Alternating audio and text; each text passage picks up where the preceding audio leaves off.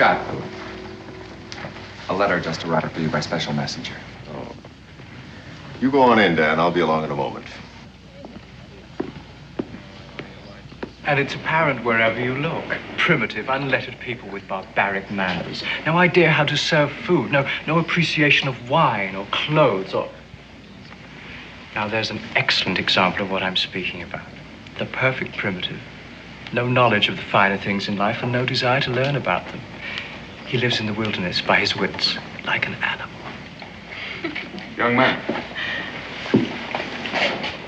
Living in the wilderness does one thing for you. It sharpens your sense of hearing, like an animal. I'm so sorry. I had no intention of offending you, I can assure you. Oh, you're here. Good. Dan, I'd like you to meet my son, David. I already have, in a manner of speaking. I see. Well, there's no sense putting it off any longer. This is the favor, Dan. I want you to take him. Take him? To live with you in Boonesboro. Well, I said there wasn't anything I wouldn't do for you that you asked, and I meant what I said. And I said I wouldn't hold you to it. So you turn me down and I'll understand. Doesn't David have anything to say about this? Oh, of course. I am of age. I wouldn't be here if I hadn't agreed. You realize, of course, you'll be living in the wilderness with us primitives, with none of the finer things. I'm not trying to get out of anything. I just think David ought to know what he's getting into. Methinks you doth protest too much, Mr. Boone. I see. Well, then I reckon that settles it, doesn't it?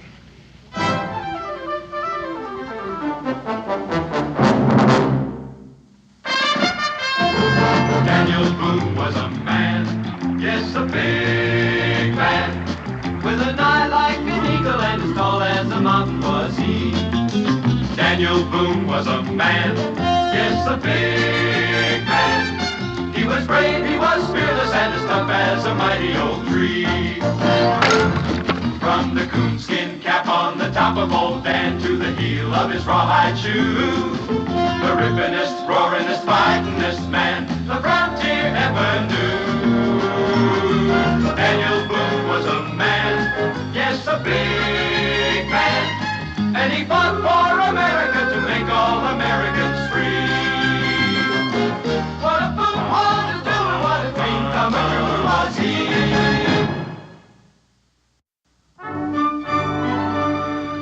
Now that it's all settled, Bill, do you mind telling me why you wanted David to come and live with you? Now that it's all settled, no. David, as you can see, is a fop. An overeducated dandy who's never had to earn a dollar in his life. Forgive me, Father, but it's not possible to be overeducated. On the contrary, you're the living proof that it's quite possible for a man to spend so much of his time becoming overeducated in useless things that he's had no chance to learn any useful ones. He's never had to raise a blister on his hand or a drop of sweat on his brow from honest labor. You were the one who suggested I go to Europe to get the best education possible. You even chose the school. That's true, but And I made the most of it. I had no opportunity for honest labor, and I didn't need it then or now. Mr. Boone, in my opinion, this whole idea is a scandalous waste of time, yours and mine. But he has agreed to humor me. Have you any notion in particular of what you want him to learn? Yes. I want him to earn the things he now takes so lightly for granted. I want him to learn what it's like to bend his back over a pick and shovel, to fell trees and cut and shape them for a house, to walk a 60-mile trap line in rain and snow, to shoot his food and skin it for the clothes on his back.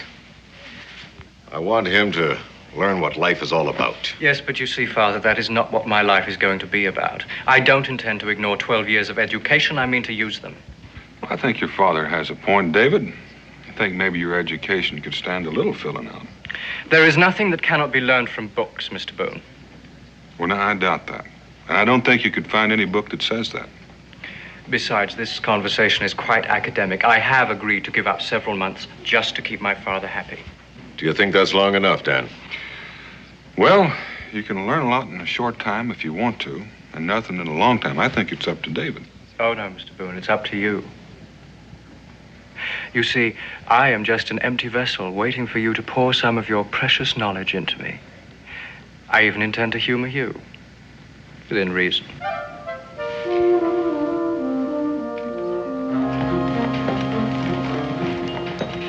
Unfortunately for me, of course, I shan't be seeing such delightful creatures as you two where I'm going.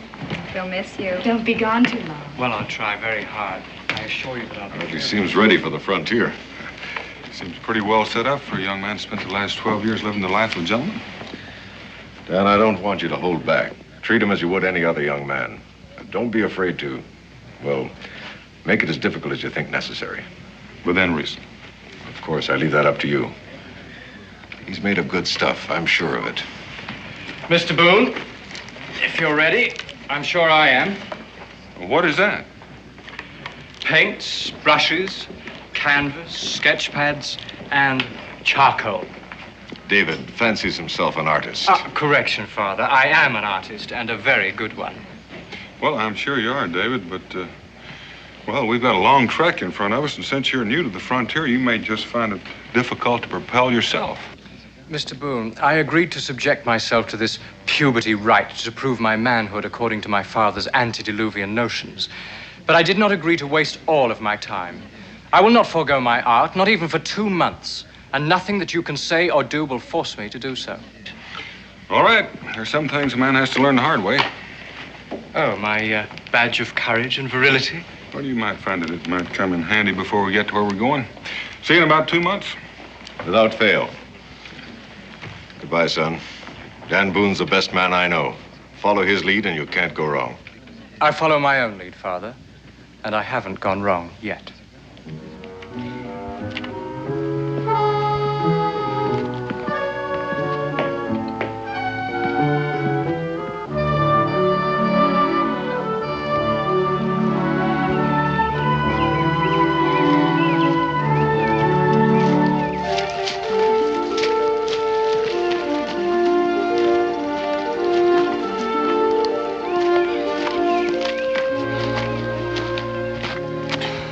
Why are we stopping?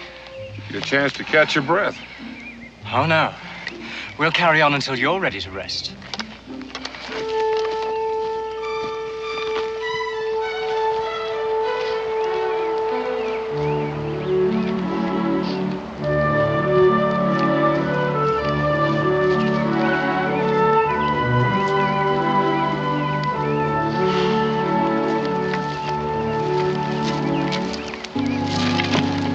Now why are we stopping? Because I'm ready for a breather and a little food.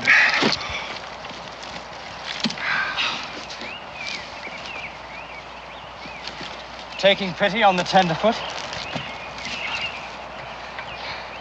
You've been choosing the most difficult route possible, haven't you? And the shortest. Trying to break my spirit? Make me more tractable to training as they do with wild horses? Oh, not exactly. But you gotta get blisters before you can grow calluses.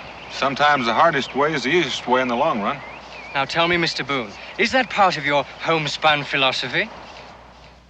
That's what you want to call it, but it's a fact. David?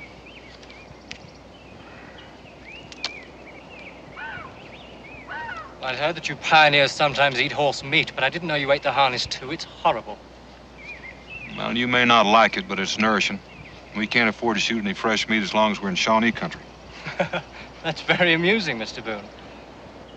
You know, you needn't try to inflame my imagination with fantasies of all the dangers lurking ahead of me in the wilderness. I've made my commitment to study before the feet of the Aristotle of the frontier, and I intend to live up to it, without any of your childish attempts to frighten me. You sure used a lot of words, David. I'm so sorry. Are you having difficulty following my conversation? No. No, I'm getting the general idea.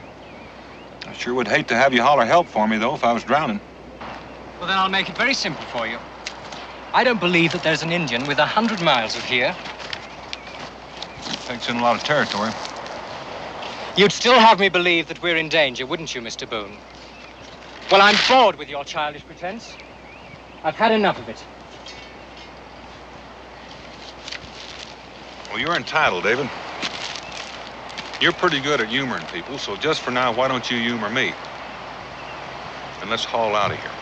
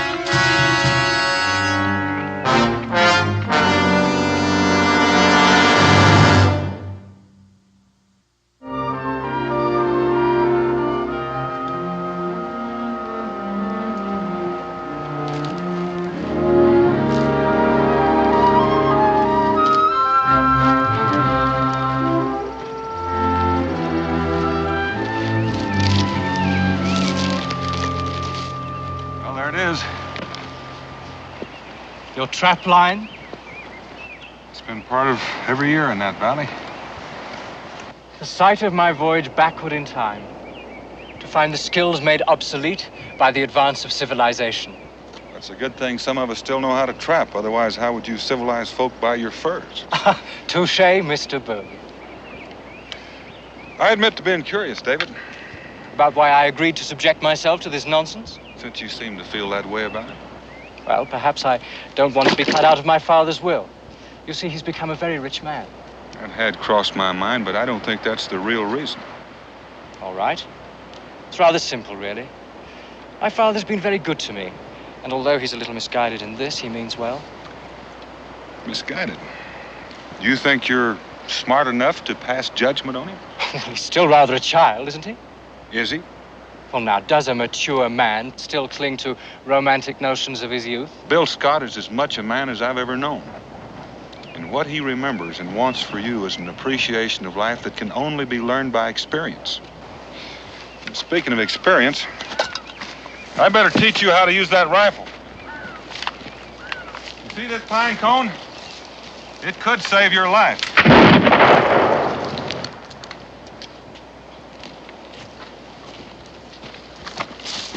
Did I say I was going to teach you how to shoot? Ah, you see, I forgot to tell you, Mr. Boone. I attended Sandhurst for a while. Oh, now, in case you're not familiar with it... It's a military college. Now, is there anything else you forgot to tell me? Mr. Boone, I'm afraid I haven't been quite honest with you. You see, when my father first proposed this wild experiment, I decided that I would shorten my apprenticeship by doing some research. Now, I will grant you, there aren't many textbooks available on trapping beaver, hunting bear, building cabins, and other skills related to a wilderness. But I must confess that I have managed to digest the ones that I could find quite thoroughly. And I think that you will find me very knowledgeable on any project that we might decide to undertake. That's very interesting, David. Thank you. Of course, I realize it does sound a bit smug, doesn't it? But, well, look, I could give you a pointer on the way. I mean, there's nothing like practical experience, now is there? Well, it does come in handy now and then. What is it? Shawnee, I reckon. Oh, Mr. Boone, I don't see any Indians. Come on, David. Mr. Boone, aren't you being a bit ridiculous? This is no time to stand around and argue. Now, Mr. Boone, I think this is one of your backward jokes. It is not a joke. And I don't intend to be a victim of it. David.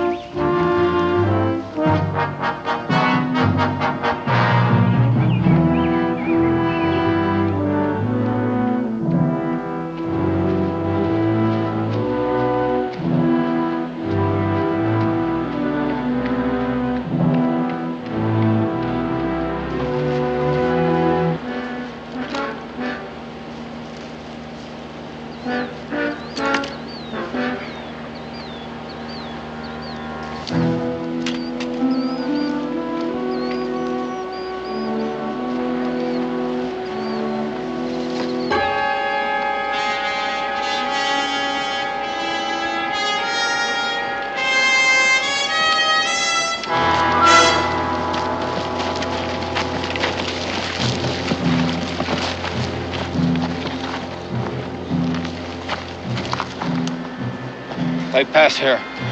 Short time ago.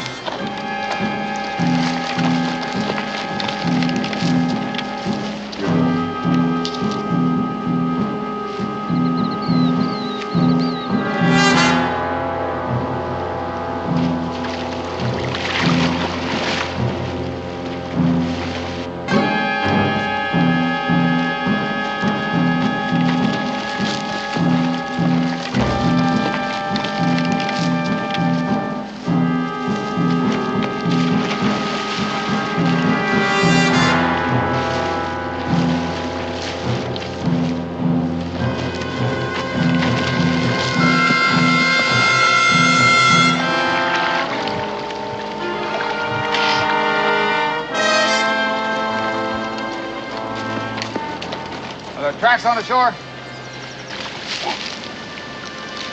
The trail leads to the water. You go downriver. We'll go upriver.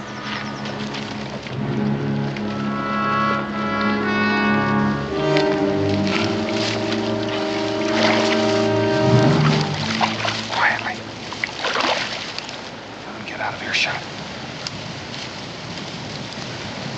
He's magnificent. A most impressive specimen. Do you think he'd pose for me? Long knife? Well, he might trade you even a little of his time for your scalp. Well, if they're on the warpath, why did they have a woman with them? Long Knife happens to be the son of a Shawnee chief. When he left his father's tribe, he left with a handful of followers. Might be he's looking for a new place to light. Well, what did they disagree about? About killing pale faces. The old chief was dead set against it. Mr. Boone. Oh, I think I owe you an apology. About the Indians, I mean. Well, I reckon that makes us even. I owe you one for hitting you, but there wasn't any time to argue. Well, under the circumstances, I accept. Let's go.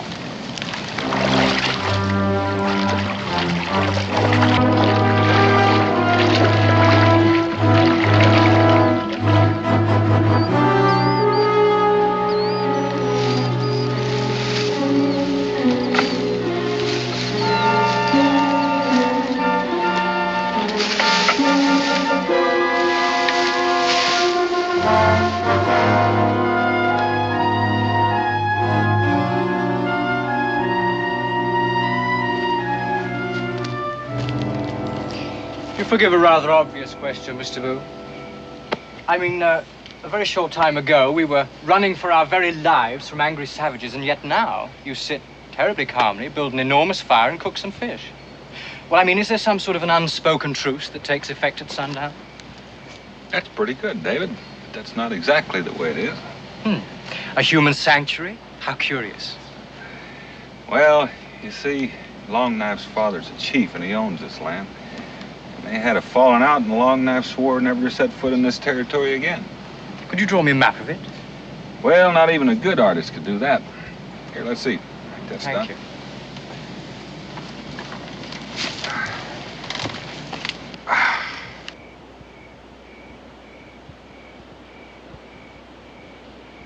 I've tasted trout in the finest restaurants in London, Paris, and Switzerland. It never tasted like this before. Well, catching it yourself adds a special flavor. That and eating out in the open. I defer to you on one thing, Mr. Boone. There are things that cannot be learned from books. Well, I reckon it would be hard to write down the taste of fresh-caught trout. I must confess that, despite my preconceived conclusions, I admire you, Mr. Boone.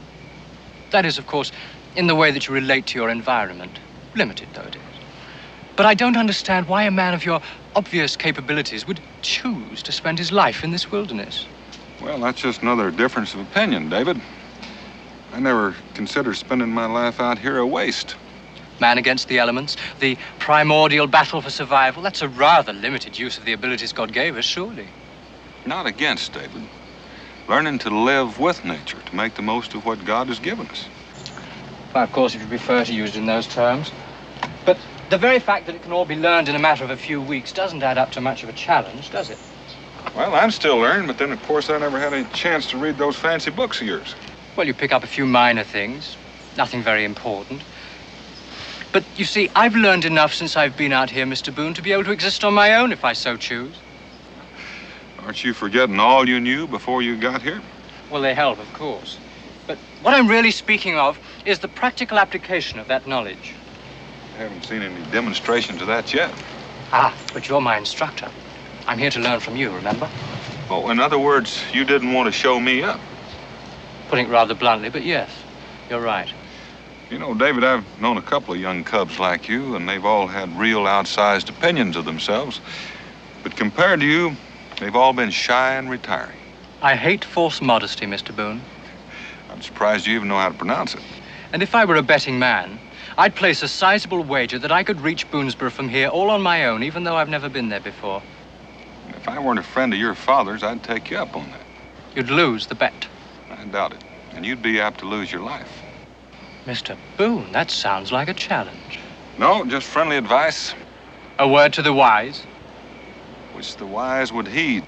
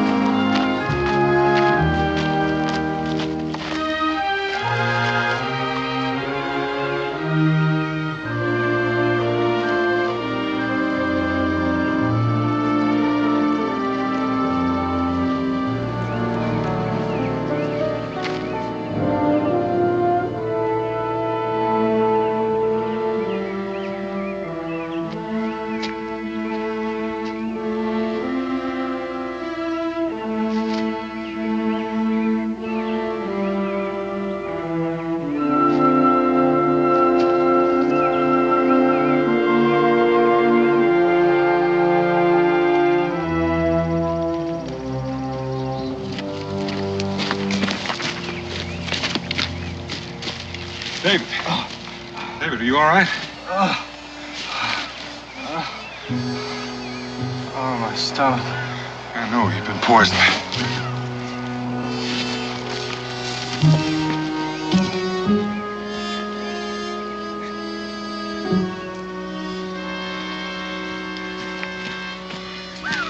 Here, chew these. Chew them. Chew them up. Swallow it.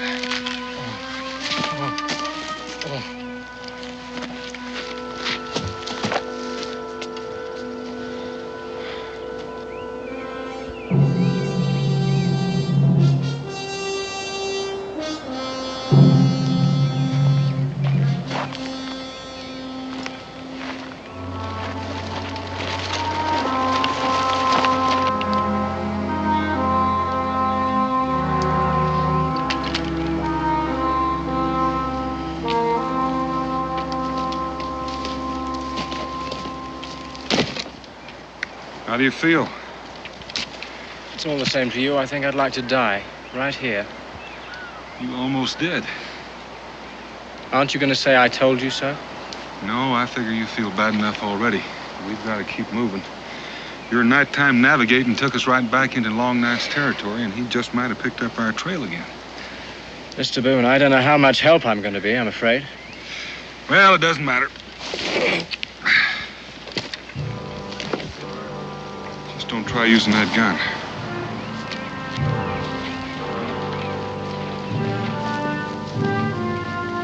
Welcome to our camp, Long Knife. I've been sort of expecting.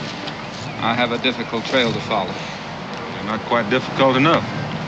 But now that you've found us, what can I do for you? Is your friend? He's the son of a friend. That's my picture. How did he get it? I expect we found it wherever you left it. Did you make that drawing? Yes, I did. Good. You come with us. Beg your pardon? You will come with us. What do they want with me? I don't know, but I wouldn't put up too much of a fight. Oh, this is ridiculous. They can't just abduct me like this. Long Knife, the son of my friend, and I came in peace.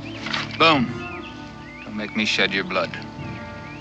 A tribal artist has died. I need someone to take his place. I need someone to paint the signs when we bury our dead. I see. Without these things, your braves grow restless. Think of rejoining your father's tribe. This will not happen. He will come with us. He'll be one of us. Oh, now, just a minute. Long Knife, you just can't force a man to become a member of your tribe. We have ways. But I'm responsible for him. I can't let you take him. I've brought a woman who's agreed to be given in trade for the good of our people.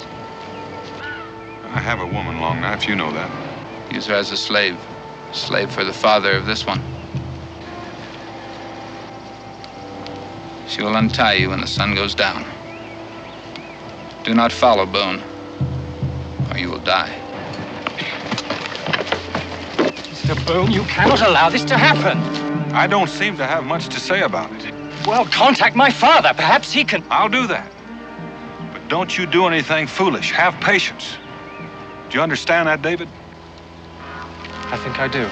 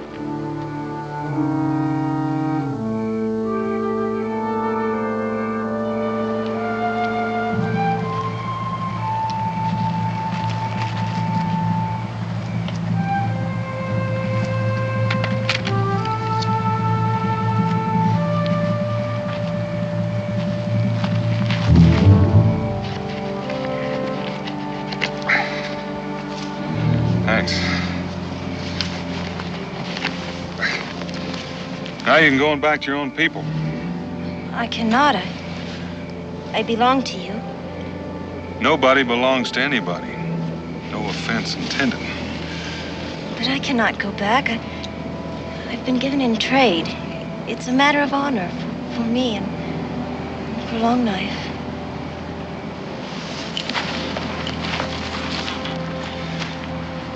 You got a point. You are my slave. You gotta do what I tell you. Fine. You come along with me.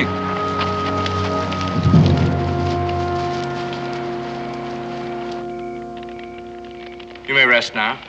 Ah, is the painting finished? Oh, no, it will require several more sittings.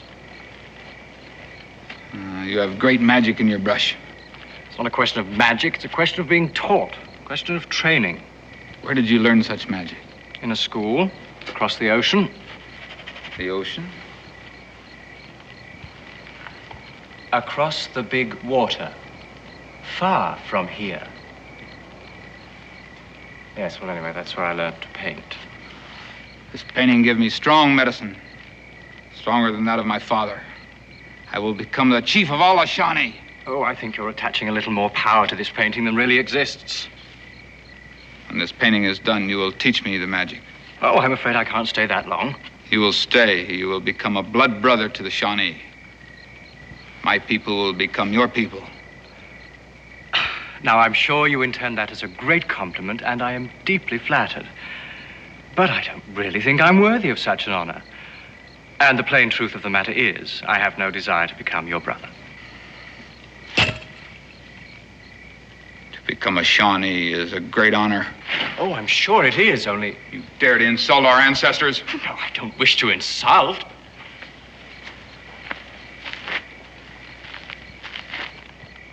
You paint again. Yes.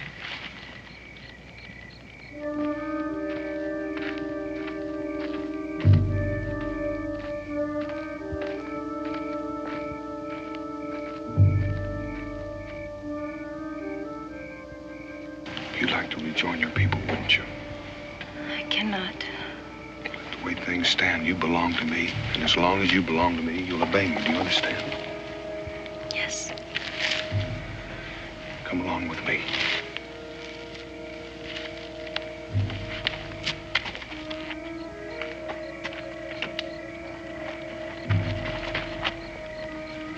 Good. Ah, you're tired of holding that pose? Then we shall finish the painting tomorrow. Now you become one of us. What? Ready for the ceremony. Why don't we just finish the painting?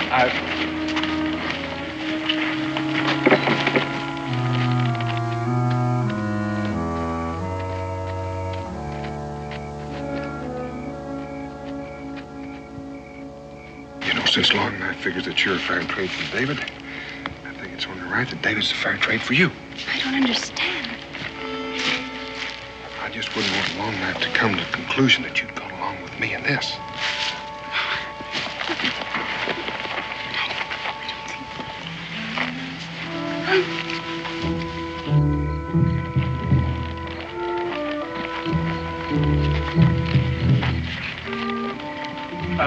I have read several books about the more common Indian rituals.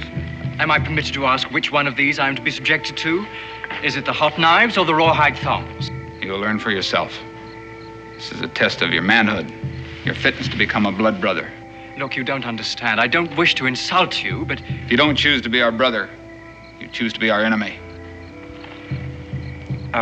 What if I don't measure up? Supposing I'm not strong enough, not brave enough to survive the ceremony? That would be very bad. Tell me, is it a customary part of your ceremony to be tied up like this? Does it not question a man's courage? Soon you'll be untied to run the gauntlet. Run the gauntlet? It's our first ritual. Since there's but 8 of us, you will be allowed to run it twice.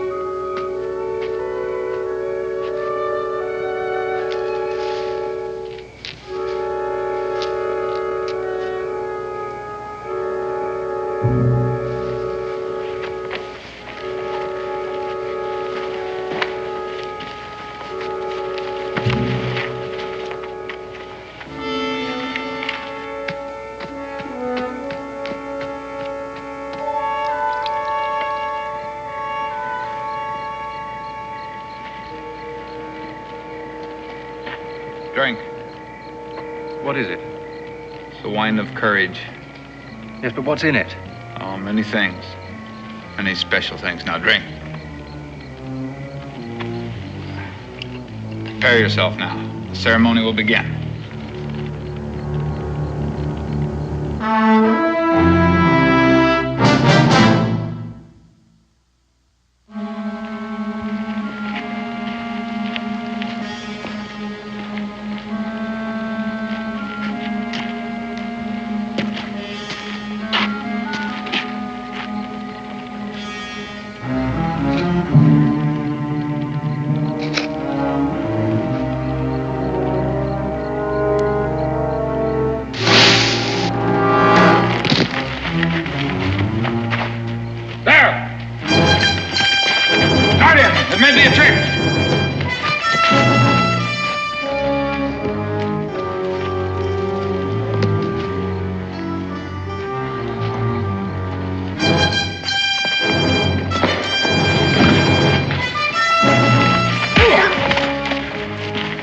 Magnificent tactics, Mr. Boone.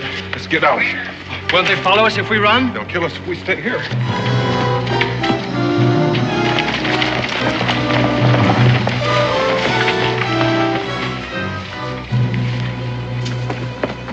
Mr. Boone!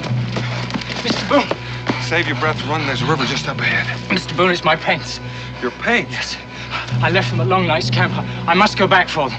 Are they worth risking your life for? Well, we can take another route back, but I've got to have them. You don't understand. If they catch you again, they're going to kill you. And what's more important, they're going to kill me, too. Mr. Boone, I'm sorry. I must have my paints. David.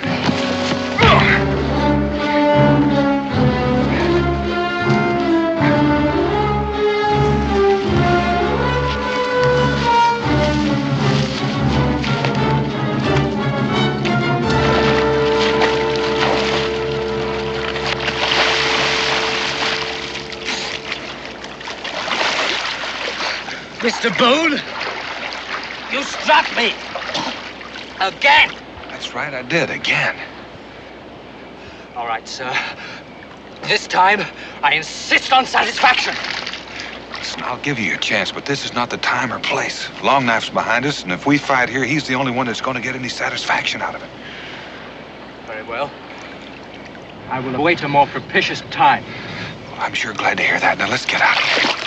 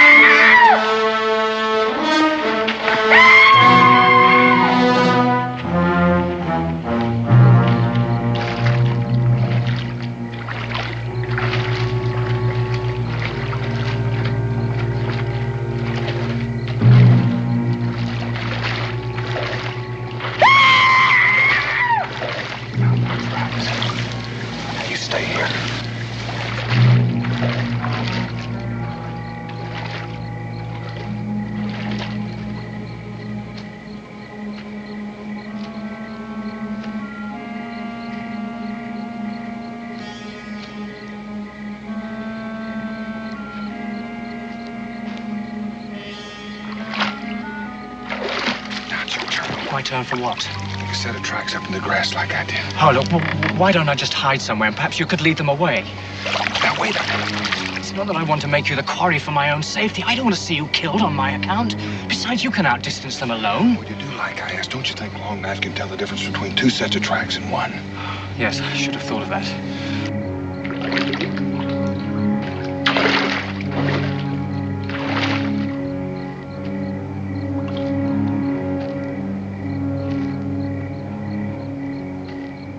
Now step exactly back in your tracks and keep your weight on your heels so it looked like you were going forward.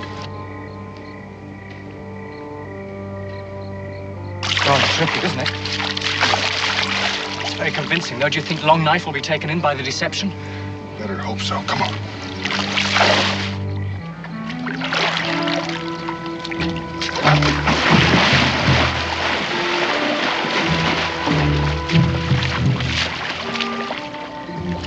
I left the water here. Tracks lead up to the dry grass. Boone is smart. He knows that I swore never to set foot on my father's land again. He'll take refuge there. Your father's land right there. You four go this way, the rest will go this way. We'll search for him across the water. Boone is like the fox. You lead the hunt one way, then go another. Go now, we waste time.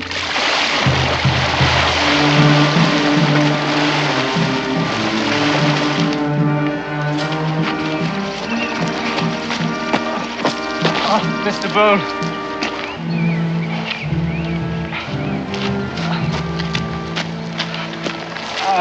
How much further do we have to go? Too far if we're going to travel at this pace. Long Knife's a lot smarter than I gave him credit for. He's following us like a hound after a raccoon. But at least there's only 4 of them. That gives us a chance. A chance? Sooner or later, they're going to catch up with us. So we'll pick the time and the place.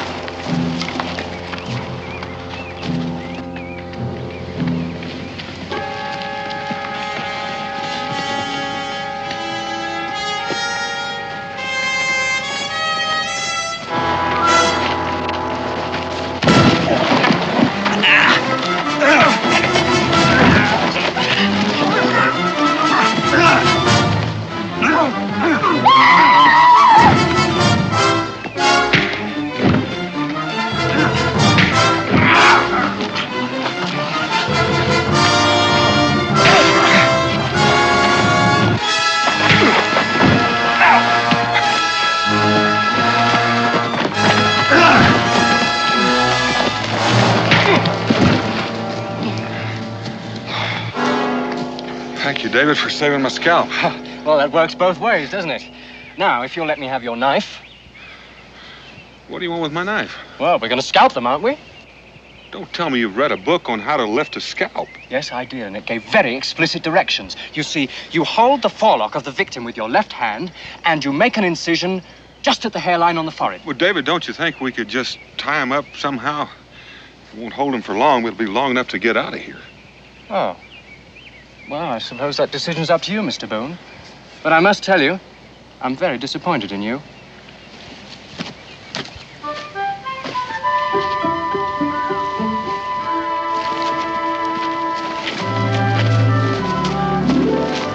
Mr. Boone, aren't we traveling in the wrong direction?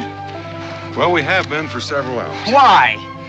Well, it's a long way around, but it sure saved our hides. How? Take a look.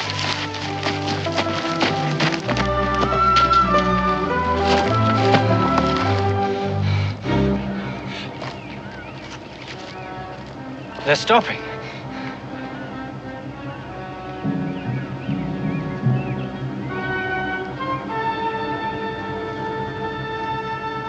The boundary line. We've made it into neutral territory. Does that mean we're safe? Another day's travel, we ought to be in Boonesboro.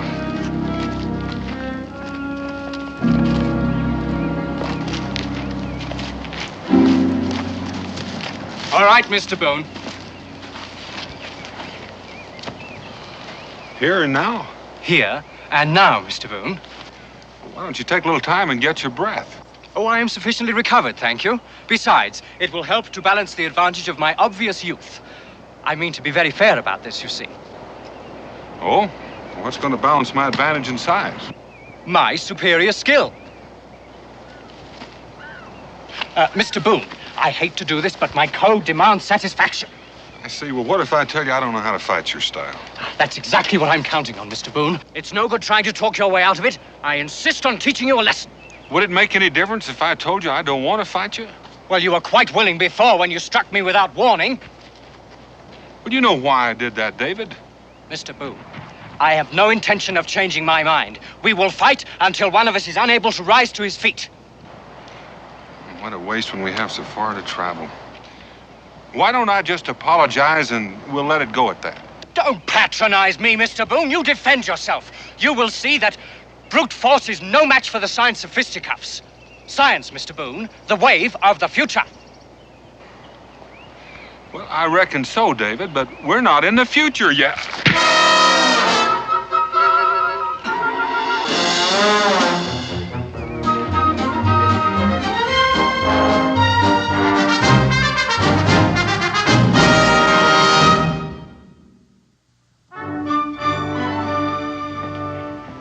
see, David hasn't changed. Oh, you mean the painting? I hoped he'd give up that nonsense, but I suppose it was too much to ask. I spent the better part of 20 years spoiling him. I couldn't expect a few short months to make any difference. You would be expecting too much, wouldn't it? Well, at least I made the effort. Still, it wasn't very fair of me to wish him off on you and Dan. David! Hello, Father. It's good to see you, boy. You look wonderful, son. Well, you look pretty good yourself. And all dressed up in buckskins. That's something I thought I'd never see. Yes, well, I found out that they wear a little better than satins and lace. What are you doing with that bearskin? He shot it. I helped him skin it out. We're going to make a rug for Mom. Father, I'd like you to meet Israel Boone. Pleasure to meet you, sir. How do you do, Israel? Me and David are hunting partners. Bill, Dan, you've done a wonderful job with him. Thank you. there's nothing to thank me for. David saved Pa's life, too. Fighting with the Indians. He saved your life? That's right. Where's your luggage? Oh, it's at the tavern. Well, nonsense. You're going to stay here with us. Nothing I'd like better, Dan, but I have to be on board a ship for Boston in a week. How soon can you be ready to leave, son? Well, Father, I hate to leave a job half finished. A job?